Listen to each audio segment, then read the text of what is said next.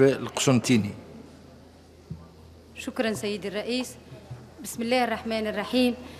فيما يتعلق بقضية الاعتداء على الثوابت الوطنية وعلى المقدسات الدينية، أود يعني تجنبا الوقوع في التكرار أن أقول إن يعني من أقبل على هذه الأعمال التي تستنكرها يعني كافة المجتمع، نستنكرها جميعا هنا في المجلس التأسيسي، يعني من أقدم على هذه الممارسات كانت غايته تشتيت الوحدة الوطنية وزعزعة يعني الاستقرار، ولكن يبدو من خلال تدخلات زملائي النواب أن مثل هذه الممارسات زادتنا يعني وفاقا واقتناعا بأننا جميعا يعني ضد هذه الممارسات، وأننا جميعا مع ضرورة احترام ثوابتنا ومقدساتنا، وهذا شيء إيجابي. فالشعب التونسي كان على درجة من الرقي والتحضر، لم ينسق وراء الاستفزازات وإنما يعني تمسك بحماية هذه الثوابت.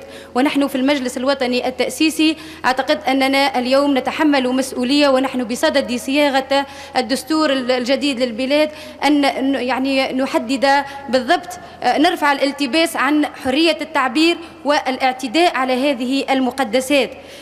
ثم إن مثل هذه الأحداث التي وقعت في بلادنا على أهميتها يعني للأسف الشديد قد شغلتنا وشغلت الإعلام وشغلت يعني عن الاهتمام بالمشاكل الحارقة التي نعاني منها اليوم، وأذكر خاصة يعني بملف الجرحى والشهداء، وفي إطار الحرص على يعني إيلاء هذا الملف ما يستحقه من الأهمية، أرجو أن لا يعني يؤدي ذلك إلى أن نهضم حقوق العديد من المناضلين الذين يعني تعرضوا إلى الظلم في الفترة السابقة، وأن نحرص على إنصافهم وعلى إعادة الاعتبار لهم. فيعني هناك في هذه الملفات هناك ملفات عاجلة ولا تحتمل الانتظار، هناك يعني من يعني ربما المناضلين ضحايا الفترة السابقة من يعانون من أمراض عضوية ونفسية وبطالة، فأرجو يعني أن تشملهم الإجراءات الاستثنائية من قبيل تمكينهم من بطاقات العلاج والتنقل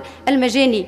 بالنسبة للسيد الوزير الداخلية أريد أن ألفت نظره إلى نقطتين. النقطة الأولى يعني ضرورة الانتباه إلى بعض الملفات التي قدمت إلى مكتب الضبط بالوزارة حول تسوية الوضعية الإدارية لبعض من تم طردهم تعسفيا من العمل، ثم أعيدوا بعد الثورة على آلية الحظائر دون مراعاة المظالم التي تعرضوا إليها، مما قد يحرمهم من الترسيم طيلة حياتهم المهنية، خاصة وأن بعضهم أوشك على بلوغ سن 40.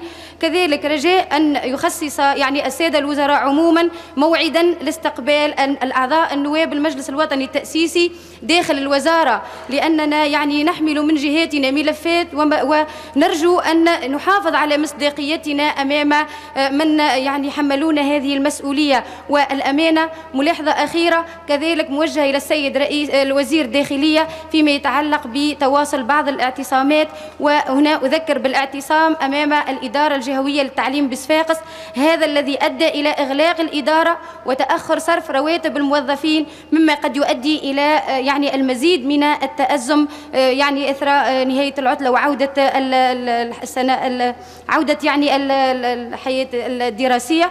ونحن ندرك أن حل هذه الأزمة، أزمة الاعتصامات، تقتضي مسارين، أحدهما التحاور مع الأطراف الاجتماعية، والمسار الثاني إعادة المرفق العام إلى سيره العادي، ولو أدى ذلك يعني إلى الاستعانة بالأمن. وشكرا. بارك الله فيك.